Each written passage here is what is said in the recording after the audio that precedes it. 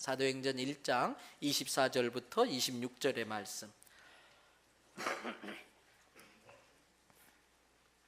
그들이 기도하여 이르되 뭇 사람의 마음을 아시는 주여, 이 두 사람 중에 누가 주님께 택하신 바 되어 봉사와 및 사도의 직무를 대신할 자인지를 보이시옵소서. 유다는 이 직무를 버리고 제 곳으로 갔나이다 하고 제비 뽑아 마띠아를 얻으니 그가 11사도의 수에 들어가니라. 아멘. 할렐루야. 할렐루야. 오늘 또 여러분과 여러분의 가정, 자녀, 그리고 하시는 모든 일들마다 하나님의 돕는 손길로 함께 하시기를 주님의 이름으로 축복합니다. 지난주일이 부활주일이었습니다.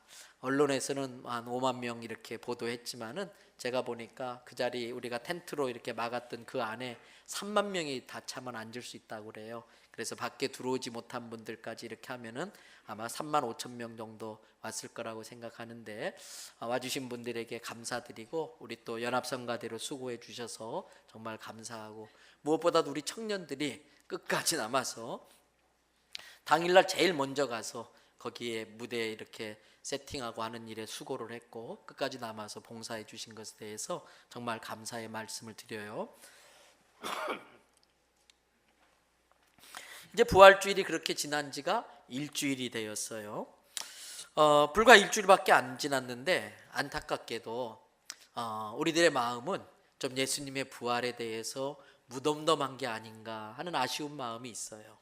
예수님의 부활 그러면 흥분되고 설레는 마음이 생겨야 되는데 불과 일주일도 지나지 않아서 그냥 부활에 대한 그런 감격과 감동이 별로 없는 것 같아서 아쉬운 마음이 들어요.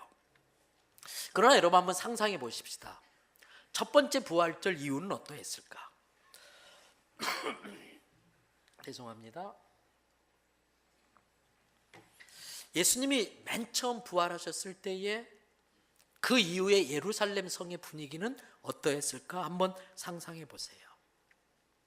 예수님이 부활하셨다는 소리를 듣고 많은 사람들이 에이 설마, 에이 그럴 리가 있나 믿지 못했을 거예요. 또 어떤 사람들은 저거 분명히 예수의 제자들이 예수님의 시신을 어디다 빼돌리고 예수님 부활했다라고 거짓말치고 다니는 것일 것이다 라고 말하는 사람들도 많이 있었을 거예요. 그러나 시간이 지나면 지날수록 부활하신 예수님을 목격한 사람들이 점점 더 많아지는 거예요. 자기의 눈으로 예수님이 십자가에 못 박혀 죽으시는 것을 분명히 봤습니다. 직접 예수님의 시신을 무덤에 장사 지내는 그 자리까지 따라갔었습니다. 그런데 며칠 뒤에 그 예수님이 자기 앞에 부활하셔서 서 계신 거예요. 너무나 많은 사람들이 부활하신 예수님을 목격했기 때문에 이제 예수님의 부활은 더 이상 부인할 수 없는 분명한 사실이 되고 만 겁니다. 그러자 이 부활의 소식이 들려온 예루살렘 성 전체가 술렁거리기 시작합니다. 사람들이 모여서 수근수근 이야기를 하는데 누구 이야기 하겠어요?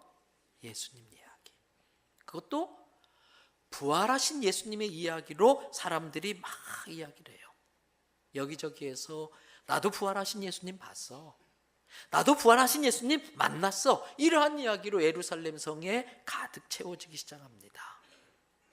여러분, 그렇게 예수님이 부활하셨다는 소식이 예루살렘 성에 들려지자 도시 분위기가 달라지기 시작해요. 그들은 예수님을 십자가에 못 박으면 승리의 노래를 부를 줄 알았습니다. 그런데 웬걸요? 도시 전체가 적막에 쌓이기 시작하더니 지죽은 듯이 조용하고 사람들도 귓속말로 소근소근 될 뿐 아무도 큰 소리로 말을 못하고 누구 하나 웃는 사람이 없어요. 얼굴에 생기를 잃어버리고 얼굴에 무표정한 표정으로. 왜 그랬을까요? 죽음의 권세가 예루살렘 성을 다 뒤덮고 있었기 때문에. 여러분, 바로 그런 성에 예수님이 부활하셨다는 소식이 들리자 죽음의 권세가 가득했던 그 성에 생기가 돌기 시작합니다. 절망에 빠져 있었던 사람들의 눈빛이 다 다시 소망으로 반짝반짝 빛나기 시작합니다. 성 전체에 생명의 기운이 감도는 것을 느끼기 시작합니다. 여러분, 그렇습니다. 예수님의 부활은 사망에 대한 사망 선고인 줄 믿습니다. 예수님의 부활은 사망에 대한 사망 선고인 것입니다. 예수님의 부활에는 죽음의 권세를 무기력하게 만드는 능력이 있는 줄 믿습니다. 그래서 저는 우리 대연성결교회 모든 성도들이 부활의 증인이 되어서 이 부활의 소식을 이 부산 땅에 전할 때에 이 부산의 영적 분위기가 달라지기를 소원합니다. 여러분, 지난 주일 설교 제목 기억하십니까? 아마 구역 모임 가신 분들은 다 기억하실 거예요. 뭐였지요? 부활 그 이후. 부활 그 이후. 오늘 또 제목이 똑같습니다. 부활 그 이후 제2탄. 여러분, 예수님의 부활 그 이후 어떤 일이 일어났습니까? 저는 지난 주일에 예수님이 십자가에 돌아가시자 부활의 믿음이 없었던 사람들이 절망한 상태로 엠마오로 내려가다가 부활의 주님을 만나서 어떻게 변화되었는지를 말씀드렸었어요. 여러분, 사망의 그늘에 드리워졌던 그 사람들, 그 드리워졌던 사망의 그늘이 부활의 주님을 만나자 다 거두어졌어요. 여러분, 이 시간 우리 중에도 어떤 사람에게는 사망의 그늘이 드리워져 있을 수도 있어요. 실제로 육체의 사망을 가져오는 죽음이 드리워져 있을 수 있고, 내 마음이 사망의 권세에 꽉 사로잡혀서 긴장되어 있고 절망하고 낙심된 상태로 있고요, 내 가정이 어둠의 그늘에 다 덮여가지고 생기가 없고 기쁨이 없고 웃음이 없을 수도 있고요, 내가 일하는 일터가 사망의 권세가 득세해가지고 서로 죽이고 물어뜯고 시기하고 질투하는 그런 공동체로 바뀌어져 있을 수 있다는 거예요. 이 시간 그런 곳에 예수 그리스도의 부활의 능력이 임하기를 축복합니다. 예수 그리스도 그 부활의 능력으로 사망의 권세가 거두어지기를 바랍니다. 예수 그리스도께서 밝은 빛으로 임하심으로 우리를 가두고 있는 모든 어두움이 다 물러나게 되기를 축복합니다. 그렇게 부활의 주님을 만나자 근심하며 절망하며 엠마오로 내려갔던 사람들이 바뀌기 시작합니다. 슬픔이 바뀌어 기쁨이 되었습니다. 근심이 감사로 바뀌었습니다. 너 때문에 예수가 죽었어. 서로 비난하고 비판하고 정죄하고 그래서 냉랭했던 가슴들이 위로하고 격려하고 사랑하고 품어주는 따뜻한 가슴으로 바뀌었어요. 그리고 이제는 예수께 등을 돌리고 세상 일을 하겠다고 엠마오로 가던 사람들이 이제 내가 예수님의 부활을 전하겠다고 부활의 소식을 가지고 예루살렘 성으로 사명자가 되어서 올라가고 있는 것입니다. 그렇습니다. 진짜 부활의 주님을 만난 사람은 그 인생이 바뀝니다. 근심하는 자 같으나 항상 기뻐하는 자가 됩니다. 가난한 자 같으나 많은 사람을 부유하게 해주는 자가 됩니다. 아무것도 없는 자 같으나 모든 것을 가진 자가 될 줄로 믿습니다. 사랑하는 대연성결교회 성도 여러분, 우리도 이 부활의 주님을 만나 부활 생명으로 나도 살고 남도 살리는 사람 되기를 우리 주 예수님의 이름으로 축복합니다. 오늘 또 계속해서 예수님의 부활 그 이후, 예수님의 부활 그 이후 우리가 어떻게 해야 되는지를 성경 말씀을 통해 살펴보려고 합니다. 먼저 사도행전 1장 3절부터 4절을 함께 읽도록 하겠습니다. 그가 고난받으신 후에 또한 그들에게 확실한 많은 증거로 친히 살아나 계심을 나타내사 40일 동안 그들에게 보이시며 하나님 나라의 일을 말씀하시니라. 사도와 함께 모이사 그들에게 분부하여 이르시되 예루살렘을 떠나지 말고 내게서 들은 바 아버지께서 약속하신 것을 기다리라. 예수님 부활하시고 40일 동안 이 세상에 사람들과 함께 더 머무셨습니다. 그러면서 친히 자신이 여러 증거들을 보이시면서 자기가 부활하셨다는 걸 증명해 보이셨어요. 이 40일은 제자들의 인생에 있어서 아주 필요하고 소중한 시간이었어요. 왜? 예수님의 부활에 대한 믿음이 없던 자들이 부활의 확신을 갖게 된 시간이었기 때문에 그렇습니다. 그 전에 이미 예수님은 자기 부활에 대해서 여러 번 말씀하셨어요.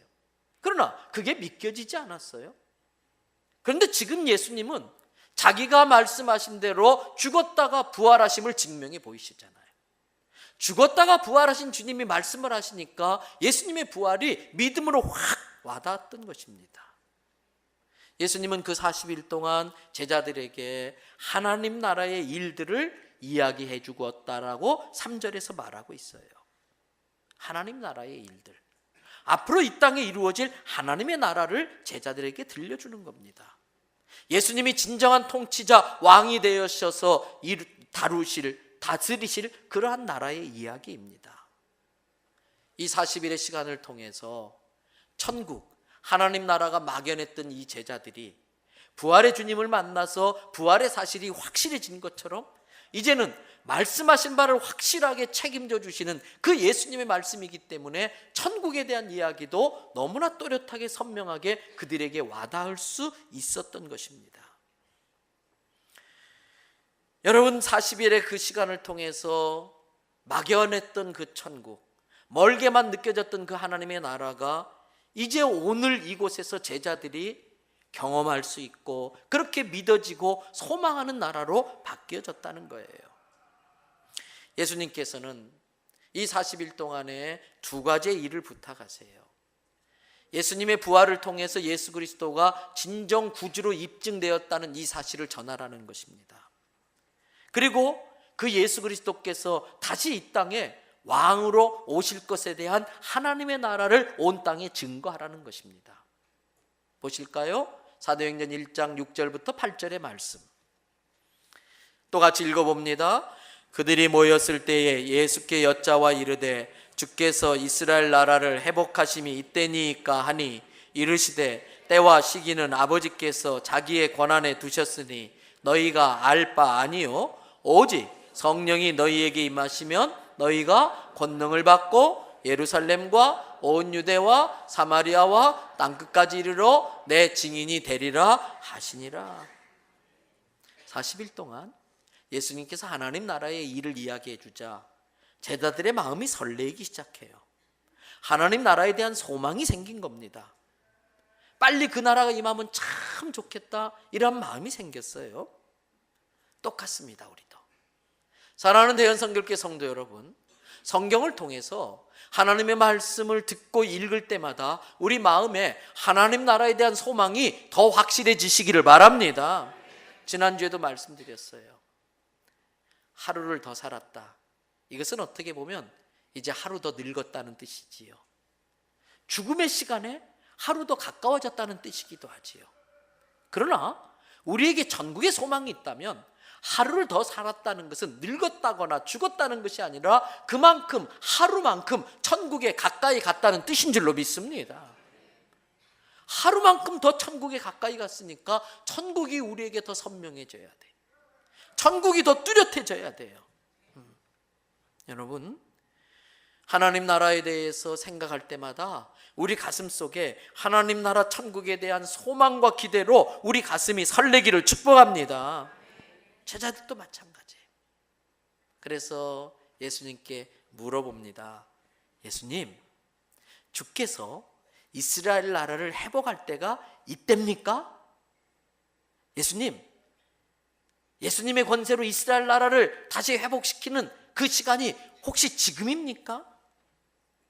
이때입니까? 이 단어를 통해서 우리는 이렇게 물어본 제자들의 의도를 좀 짐작할 수 있어요. 이스라엘이 회복되는 때가 지금입니까? 이 질문을 통해서 이 제자들의 의중을 좀 알 수가 있어요. 이 질문을 통해 우리는 제자들의 미성숙함과 조급함을 알 수가 있습니다. 아마 이 제자들은 예수님이 말씀하신 하나님의 나라를 아직도 더 정확히 잘 이해하지 못한 것 같아요. 왜 그런가? 이스라엘 나라가 회복할 때가 지금입니까? 이때입니까? 이 말 속에는요, 잘 됐다, 두고 보자, 드디어 우리가 복수할 때가 왔다, 그 뉘앙스가 담겨져 있는 것 같아요. 이제 예수님 부활했으니까 너희 다 죽었어. 예수님 피 못 받고 그런 놈들 이제 다 나와. 그냥 안 두겠어. 그 뉘앙스가 담겨 있을 것 같아요. 복수하겠다는 것입니다. 예수님의 그 권세를 의지해서 이 세상에서 이제 큰 소리 떵떵 치면서 한번 멋지게 제대로 살아보겠다는 뜻입니다.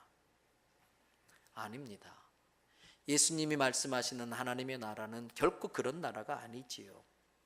우리가 예수의 이름의 권세를 빌려가지고 이 세상에서 큰 소리 치면서 다른 사람들에게 군림하는 그러한 나라가 아닙니다.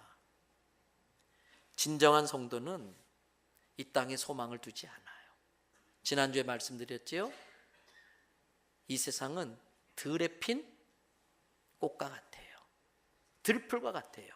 잠시 있다가 없어지는 안개와도 같아요. 그래서 우리는 이 땅에서 영원히 사는 사람들이 아니라 이 땅에 나그네라는 걸 잊지 마시기를 바랍니다. 우리는 잠시 있다가 이 땅 거 다 놓고 가야 돼요. 가져가지 못해요.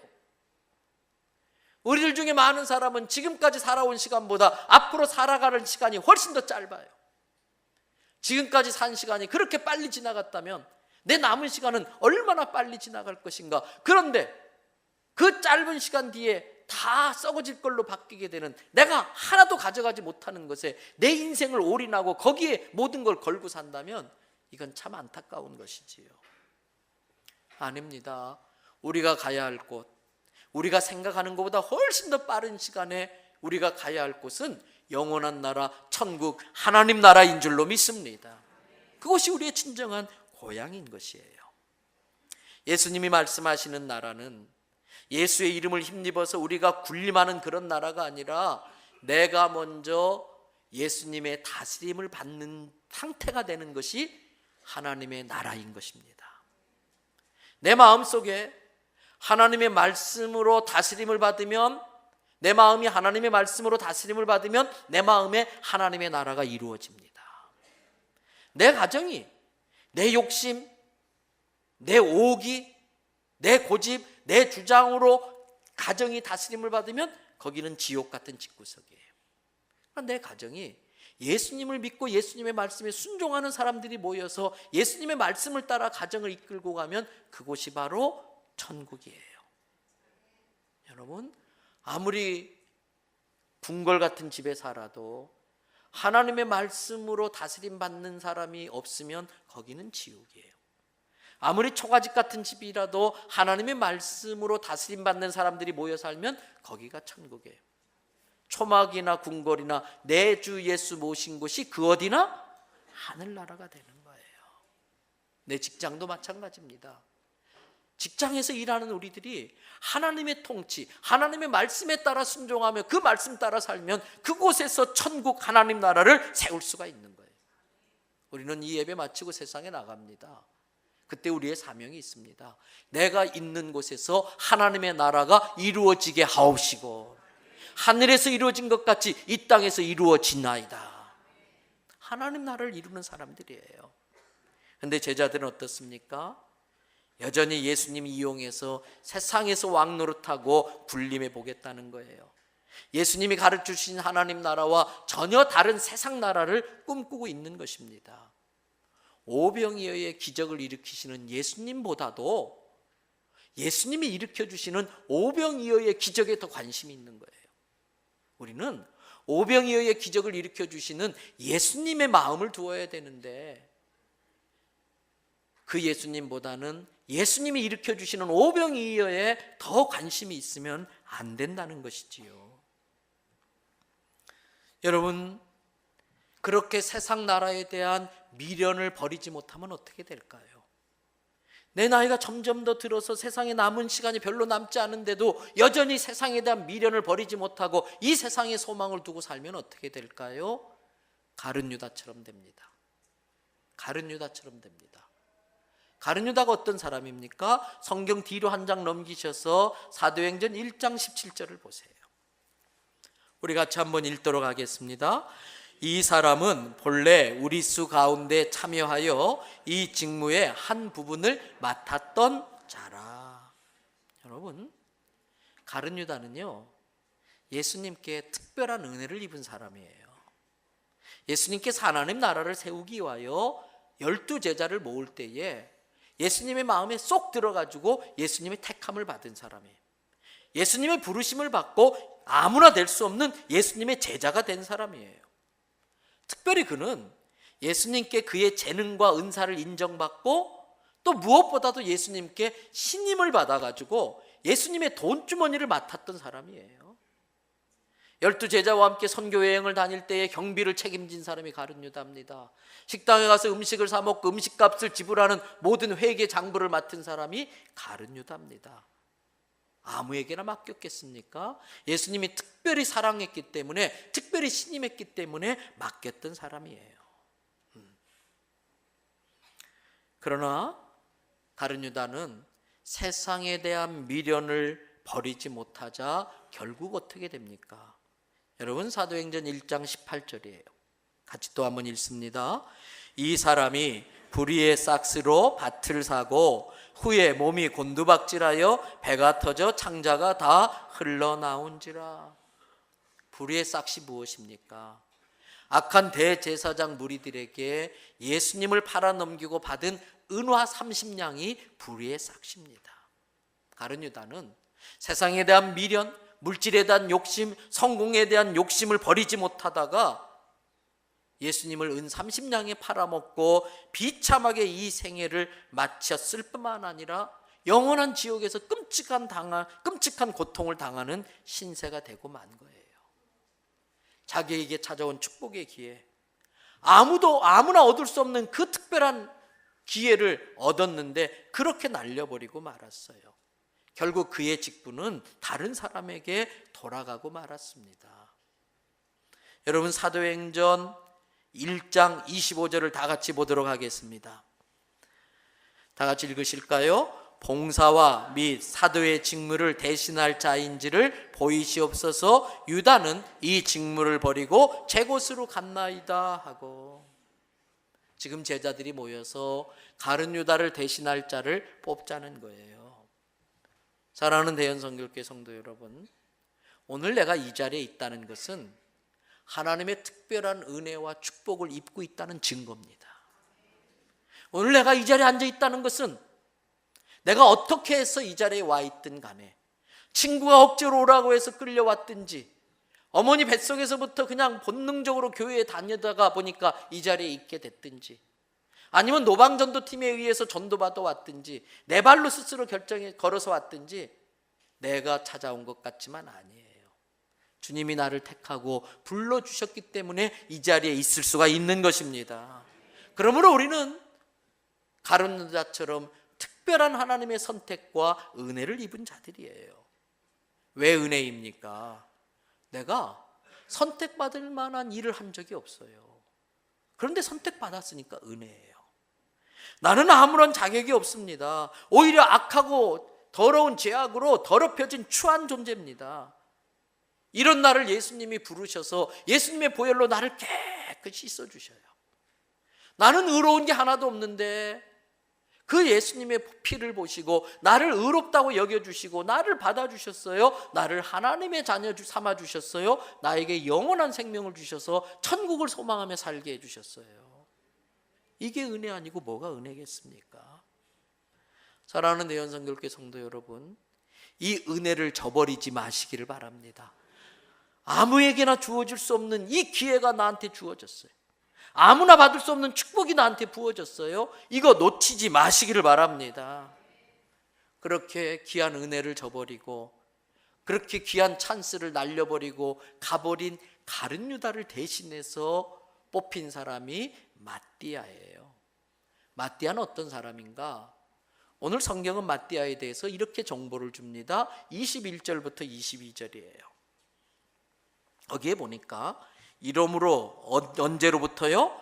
요한의 세례로부터 우리 가운데서 올려져 가신 날까지, 요한의 세례로부터 예수님께서 우리 가운데 있다가 하늘로 승천하신 그날까지 주 예수께서 우리 가운데에 출입하실 때에 22절 항상 우리와 어떻게 했어요?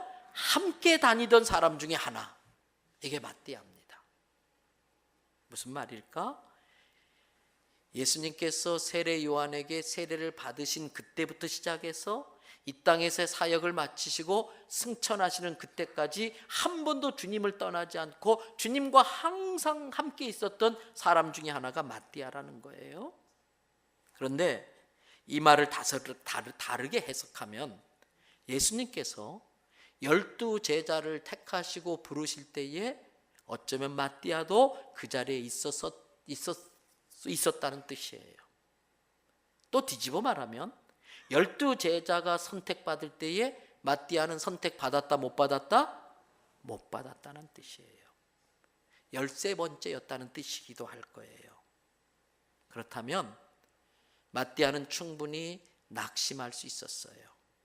선택받지 못한 것에 대한 섭섭한 마음으로 돌아설 수도 있었다는 뜻입니다. 또 선택된 12 제자를 시기하고 질투할 수 있었다는 뜻이기도 합니다. 그러나 마띠아는 그렇게 하지 않았습니다. 낙심하지 않았습니다. 등 돌리지 않았습니다. 포기하지 않았습니다. 너네들 잘났다. 너네끼리 실컷 다 헤쳐먹어라. 침 탁 뱉고 돌아서지 않았습니다.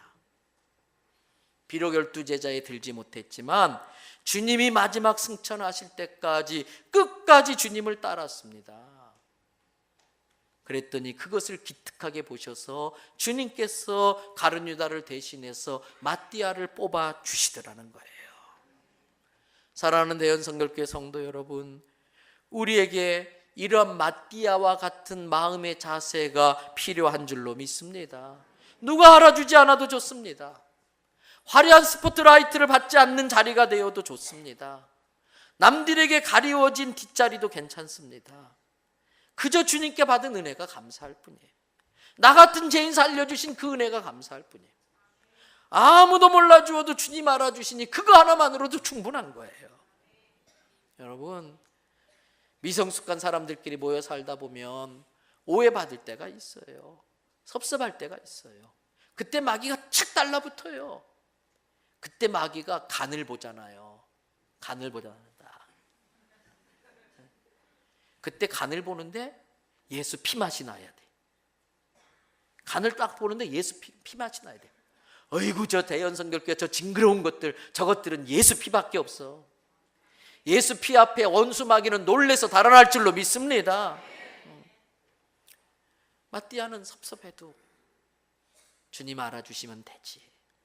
여러분, 제가 주일날 보통 한 새벽 5시에 나와서 말씀 원고를 또 정리하고 읽고 외우고 마지막까지 손을 보고 예배 5분 전에 방송실에 원고를 넘기고 그래요. 근데 오늘 또 새벽에 교회 들어오는데 화장실에 불이 환하게 켜져서 가봤어요. 어떤 성도 한 분이 그 화장실 바닥에 쪼그리고 앉아가지고 청소를 하는 거예요. 제가 보니까 미안해가지고 어쩔 줄 몰라 해요. 여러분, 10년 된 이 건물이 이렇게 깨끗하게 되는 거 그냥 되는 거 아니잖아요. 우리가 화장실 가서 기분 좋게 화장실 쓸 수 있는 거 누군가가 헌신하는 숨은 제자가 있기 때문에 가능한 거예요. 저는 우리 청년들 참 이번에 예뻐요. 부활절 연합예배 준비하는 당일날 제일 먼저 우리 청년들이 갔는데 있는 게 우리 청년들밖에 없으니까 원래는 다 역할들이 분담됐는데 그냥 눈에 띄니까 너 이거 와서 이거 해 이거 해. 원래 기팔팀하고 안내하기로 했는데 가서 짐 나르고 또 자리 세팅하고 얼마나 수고했는지 몰라요. 그리고 여러분, 35,000명이 모였으면 쓰레기가 얼마나 나왔을까요? 여러분 가시다 오시면서 쓰레기 다 주워 오셨어요? 그 모자, 그 깔개 방석 다 어떻게 하셨어요? 근데 늦게까지 남아서 그걸 다 정리한 사람들이 있어요. 시간이 지날수록 사용료가 늘어나기 때문에 그 성도들의 귀한 헌금 전략하겠다고 막 서둘러 가면서 밤늦게까지 그 텐트 다 철거하고 정리하고 온 사람들이 있어요.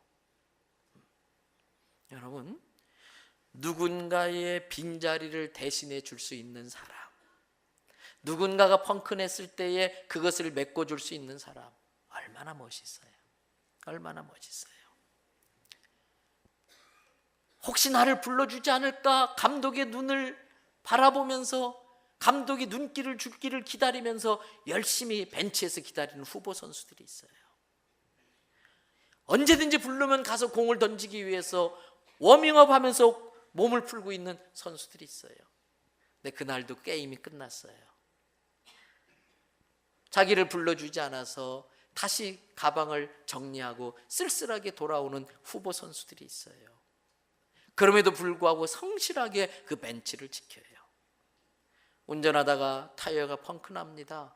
급히 가야 되는데 어디 사람 부를 수도 없는 그런 허벌판에 펑크납니다. 내가 직접 타이어를 갈아야 되는데 이때 가장 필요한 게 뭔지 아십니까? 트렁크 밑바닥에 있는 스페어 타이어입니다. 스페어 타이어는 평상시에 존재감이 없습니다. 필요한 것처럼 느껴지지 않습니다. 그러나 결정적인 때에 없으면 안 됩니다. 결정적인 때에 다른 바퀴를 대신해 줄 수 있는 스페어 바퀴. 여러분, 그런 사람이 이 교회에도 꼭 있기를 주님의 이름으로 부탁드립니다. 이제 말씀을 마무리하겠습니다. 예수님은 본문 말씀에서 이스라엘의 나라를 회복할 때가 이때입니까? 묻는 제자들에게 이렇게 말씀하세요. 제자들의 그러한 모습을 미리 예측하셨는지 사도행전 1장 4절에서 이런 말씀하십니다. 아까 읽었던 말씀인데 다시 한번 읽어보십시다. 사도와 함께 모이사 그들에게 분부하여 이르되 예루살렘을 떠나지 말고 내게서 들은 바 아버지께서 약속하신 것을 기다려라. 뭘 기다려라? 아버지께서 약속하신 것. 예수님을 통해 아버지께서 약속하신 게 뭡니까? 요한복음 14장 16절 17절에 그 답이 있어요. 내가 아버지께 구하겠으니 그가 또 뭐예요? 다른 보혜사, 영어로 더 헬퍼, 성령님을 너희에게 주사 영원토록 어떻게? 너희와 함께 있게 하리니. 그분은 어떤 분인가? 17절. 그분은 우리로 하여금 진리가 무언지를 분별하게 하고 우리로 하여금 예수님이 말씀하신 것을 생각나게 해주시는 진리의 영이시다. 이 세상은 이 영적 세계를 모르기 때문에 예수님을 모르는 사람은 이 성령을 알지도 못하고 받지도 못한다. 그러나 너희는 예수를 통해서 성령님을 선물로 받게 되었으니 그 성령님은 너희를 찾아와서 너희를 떠나지 않고 너희 안에 항상 함께 있겠다라는 말씀이에요. 그렇습니다. 예수님을 통해서 하나님께서 약속해 주신 것은 성령님의 임재입니다. 그 성령님이 임재할 때에 예수 그리스도의 권세와 능력이 같이 따라오는 걸 믿으시기를 바랍니다. 그 성령님이 임하면 그래서 권능이 오는 거예요. 우리가 잘 아는 말씀 사도행전 1장 8절의 말씀, 오직 성령이 너희에게 임하시면, 다 같이 외워봅니다. 오직 성령이 너희에게 임하시면 너희가 권능을 받고 예루살렘과 온 유대와 사마리아와 땅끝까지 이르러 내 증인이 되리라 하시니라. 우리로 말하면 예루살렘, 이 부산 땅, 온 유대, 대한민국, 사마리아, 저 북한 땅, 땅끝, 저 아프리카, 중남미, 전 세계에 복음을 들고 가는 증인의 삶을 살 수 있다는 것이에요. 성령이 임하시면 권능이 있어서 내가 있는 그 일터, 내가 살고 있는 그 가정, 우리가 속한 이 교회 공동체에 부활의 주님이 증거되고 주님이 주인 되시고 주님이 왕 되시는 하나님의 나라가 이루어진다는 것입니다. 그러면서 예수님은 하늘나라로 올라가시면서 두 가지 말씀을 하셨어요. 그 중에 하나가 11절입니다. 여러분 11절 다 같이 또 읽어보십니다. 이르시되 갈릴리 사람들아 어찌하여 서서 하늘을 쳐다보느냐? 너희 가운데서 하늘로 올려지신 이 예수는 하늘로 가심을 본 그대로 오시리라 하였느니라. 할렐루야. 다시 오겠다는 말씀이에요. 왕의 왕으로. 여러분 재림신앙으로 사시기 바랍니다. 종말 신앙이 분명하시기를 바랍니다. 예수님 다시 오십니다. 예수님 곧 오십니다. 내가 생각하는 것보다 훨씬 더 빨리 오십니다. 육신의 시간이 다 돼서 내가 주님 앞에 서든지 우리가 육신을 입고 있다 할지라도 내가 생각한 것보다 훨씬 더 빠른 시간에 예수님 오시면 이 땅의 것들이 다 안개처럼 사라지는 거예요. 우리에게 남는 것은 그동안 주님 앞에 드렸던 헌신과 충성, 우리의 믿음의 고백만이 남을 것입니다. 종말 신앙 갖고 살아라. 그리고 두 번째 하신 말씀이 약속하신 성령을 받아 땅끝까지 이르러 뭐가 되라? 내 증인 되라. 그래서 제자들은 이 예수님의 말씀대로 열심히 기도하면서 기다립니다. 사도행전 1장 13절부터 14절 보시면 그때에 같이 열심히 기도하며 기다렸던 사람들의 명단이 나와요. 리스트가 나와요. 들어가 그들이 유하는 다락방으로 올라가니 누구예요? 베드로, 요한, 야고보, 안드레와 빌립, 도마와 바돌로메, 마테와 및 알파의 아들 야고보, 셀료딘, 시몬, 야고보의 아들 유다. 몇 명? 11명. 한 명 빠졌어요. 그리고 14절 여자들과 예수의 어머니 마리아와 예수의 아우들과 더불어 마음을 같이하여 오로지 뭐 했다? 기도에 힘썼다. 여러분, 거기에 마띠아의 이름이 있습니까? 없습니까? 없습니다. 그래도 마띠아는 자기 이름이 빠졌다고 섭섭해하지 않았습니다. 끝까지 그곳을 떠나지 않고 그 사람들을 수발들면서 같이 기도의 자리에 있었습니다. 그랬더니 우리 주님은 어떤 분이신가? 여러분 24절 말씀을 보세요. 그들이 기도하여 이르되 뭇 사람의 마음을 아시는 주. 뭇 사람의 마음을 아시는 주여, 누가 주님이 택할 자인지 우리에게 보여주십시오. 그리고 제비 뽑았어요. 마띠아의 마음을 다 아셨던 주님께서 사람이 제비를 뽑았지만 선택은 주님이 하세요. 26절 한번 보실까요?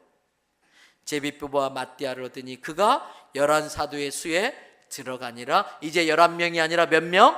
다시 12명. 다시 12명. 12는 성경에서 완전 숫자. 저는 이 자리에 계신 그 어떤 누구 때문에 주님이 기대하셨던 그 12의 숫자가 채워지기를 축복합니다. 그리고 사도행전 2장 1절부터 4절의 말씀, 오순절 날이 이름에 오로지 기도에 힘쓰면서 기다렸더니 오순절 날이 되니까, 예수님 부활하시고 50일째가 되니까 그들이 다 한 곳에 모여서 기도하는데 2절 호련히 갑자기 하늘로부터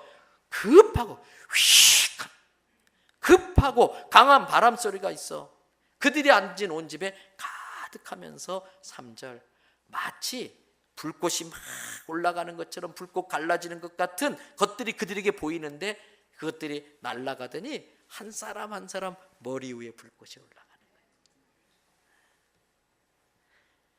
그러자 4절 다 같이 읽습니다. 그들이 다 성령의 충만함을 받고 성령이 말하게 하심을 따라 다른 언어들로 말하기를 시작하니라.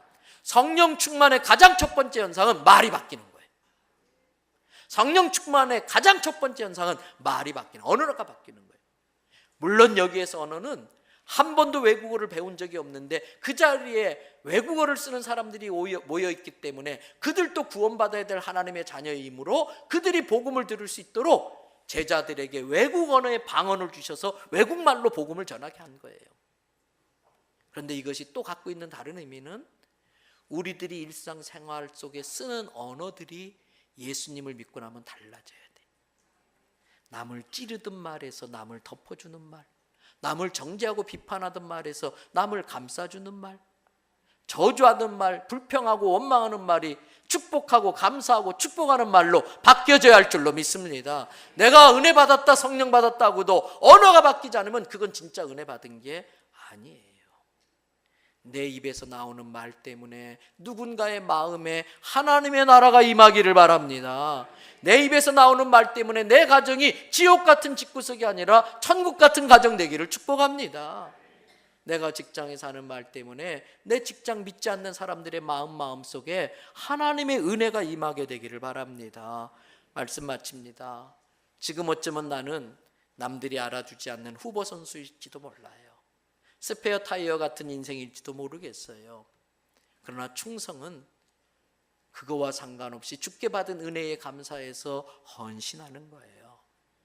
그러면 결정적인 때에 가룟 유다를 대신할 자로 주님이 나를 뽑아 주실 줄 믿습니다.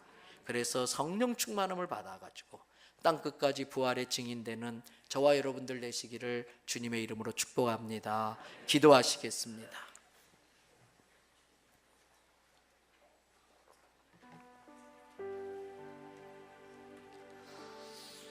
혹여라도 아직도 사망의 그늘에 갇혀 있는 분이 계십니까?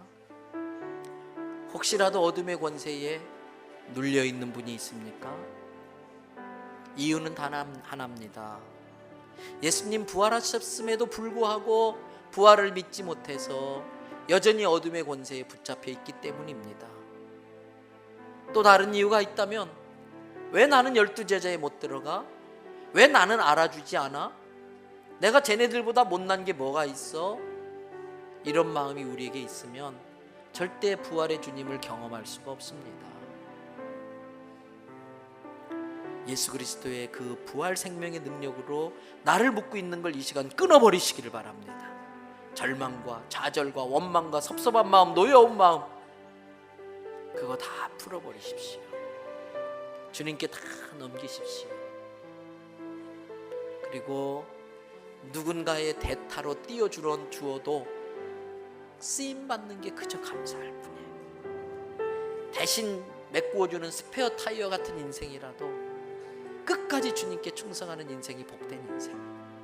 지금 내 삶이 그러할 수 있게 해달라고 우리 2, 3분 정도 합심으로 기도합니다. 은혜로우신 아버지 하나님, 오늘도 말씀을 통해 우리를 깨우쳐 주심을 감사를 드립니다. 아버지 하나님, 하늘의 문을 활짝 열으시옵고 축복하여 주시옵소서. 은총을 베풀어 주시옵소서. 은혜를 베풀어 주시옵소서. 존귀하신 아버지 하나님, 성령으로 기름 부어 주시고 주의 능력을 나타내 주실 때 하나님 이곳에 주님의 임재가 있게 하여 주시옵소서. 성령의 권능을 행하여 주시기를 원합니다. 아버지 하나님, 우리가 주의 말씀으로 회복되는 역사가 일어나게 하여 주시옵소서. 하나님, 이 교회의 맞대야 같은 사람이 많아지게 하여 주시옵소서. 존귀와 영광 전한 주께 올려드립니다. 감사합니다. 평안하시옵소서. 아버지 하나님, 죄와 사망으로 멸망당할 수밖에 없는 우리들입니다. 지옥에 폐기 처분될 수밖에 없었던 우리들입니다. 아무 쓸모 없는데, 선한 게 없고 의로운 게 없는데, 그래도 주님은 이 모습 이대로 사랑해 주시고 예수님의 보혈로 구석구석 깨끗이 씻어주셔서 보혈을 덮으시사 의롭다고 여겨주시고 주의 품에 품어주시고 자녀 삼아주시고 부활 생명으로 영생 주셨음을 감사합니다. 몸은 비록 육신을 입고 이 땅에 살고 있지만 날마다 천국을 사모하며 천국이 더 또렷해지고 선명해지게 해주시는 것을 감사를 드립니다. 하나님, 때로는 사람들이 알아주지 않아서 또 따돌림 받는 느낌도 들기도 하고, 그럴 때마다 사단은 우리를 시험하며 넘어뜨리려고 하지만 예수님으로 반응하게 하여 주시옵소서. 이럴 때마다 예수님은 어떻게 하셨을까 생각하게 하시고 예수님이 주시는 성령의 능력으로 그 사단의 그러한 올무를 이겨내게 하여 주시옵소서. 하나님, 우리 교회에 마띠아 같은 사람들이 많아지게 하여 주셔서 주님의 이 수레바퀴가 잘 굴러가게 하여 주시옵소서. 대연성결교회라고는 이 자동차가 잘 굴러가게 하여 주시옵소서. 그래서 복음 싣고 땅끝까지 나가는 교회 되게 도와주시옵소서. 오늘 오후에 또 귀한 선교사님 보내시는데 그분을 통해 하나님이 부어주시는 축복을 받아 누리게 하여 주시옵소서. 우리 성도들이 가는 곳곳마다 하나님의 말씀의 다스림을 받아서 하나님의 나라를 세워가게 하여 주시옵소서. 주께 받은 은혜와 사랑을 무엇으로 갚겠습니까? 그런데 주님, 우리가 받은 그 은혜와 사랑 정말 주님 앞에 감사하고 싶습니다. 그래서 주께서 주신 것 중에 일부를 떼어 10의 1조 드립니다. 주님, 당연히 드려야 될 것인데도 그것을 기특하게 여기셔서 창고에 쌓을 것이 없도록 부어주시니 감사합니다. 주님이 부어주시는 것 쌓는 인생 되지 않게 하시고 흘려보내는 인생 되게 하여 주시옵소서. 베풀고 나누는 축복의 통로 되게 하여 주시옵소서. 남들은 사소하게 여기는 것, 거기에 하나님의 오묘하신 뜻이 있는 줄을 믿습니다. 남들은 당연하게 여기는 것, 은혜인 줄 믿고 감사의 예물을 주께 올려드립니다. 심지어 감사할 수 없는 일인데도 불구하고 합력하여 선하게 이루어 주실 것을 믿고 먼저 선불로 감사를 드립니다. 그 믿음대로 감사할 수 없었던 상황들이 감사할 일들로 바뀌어지게 하여 주시옵소서. 우리 중에는 누구보다도 더 많은 것 주께 드리고 싶지만은 하루하루 살아가는 게 버거운 가정들도 있습니다. 하나님, 재정의 어려움을 겪는 가정들이 있습니다. 우리 예수님은 아실 줄 믿습니다. 물질로 주님께 드리지 못할 뿐이지 그 누구보다도 주님 더 사랑합니다. 더 주님을 섬기고 있습니다. 눈물의 기도로 몸으로 주님을 섬기는 그 성도들 주께서는 알아봐 주시고 하나님, 그 누구보다도 더 많이 축복하여 주시고 사랑하여 주시옵소서. 다음에는 물질로도 드릴 수 있도록 물질로도 풍성하게 하여 주시옵소서. 하나님, 육신의 연약함을 갖고 온 성도들이 있습니다. 사망의 권세가 스물스물 찾아 들어오는 육체도 있습니다. 그러나 우리 예수 그리스도에게 생명의 능력이 있는 줄 믿습니다. 이 시간 예수 그리스도의 이름으로 명하노니 사망의 권세는 물러갈지어다. 암세포는 다 불태워질지어다. 병만은 떠나갈지어다. 가난과 저주는 떠나갈지어다. 병상에서 이 자리를 간절히 사모하는데 몸이 따라주지 못해 오지 못하는 성도들 주님 찾아가 주시고 권능의 팔로 붙잡아 일으켜 주시옵소서. 외국에 가 있고 군에 가 있고 객지에 나가 있는 자녀들 우리가 일일이 따라다니지 못합니다. 책임져 주지 못합니다. 그래서 우리 자녀들 주님의 손에 맡기겠습니다. 결혼과 진학과 취업 모든 걸 주님이 합력하여 선하게 이루시고 여호와 이레로 채워 주시옵소서. 오늘도 교사로 차량 봉사로 주방에서 음식을 장만하고 주중에 1:1 양육 전도팀 여러 가지 방법으로 주님을 섬겼던 많은 성도들 중보기도팀을 비롯해 수고하고 헌신한 성도들에게 합당한 것으로 갚아 주시옵소서. 이제 한 주 동안 세상에 나아가 삽니다. 하나님의 자녀임을 밝히게 하여 주시고 예수의 이름으로 승리함으로써 하나님께 영광 돌리게 하여 주시옵소서. 모든 영광 존귀 찬양 주께 올리며 예수님의 이름으로 기도드립니다. 아멘.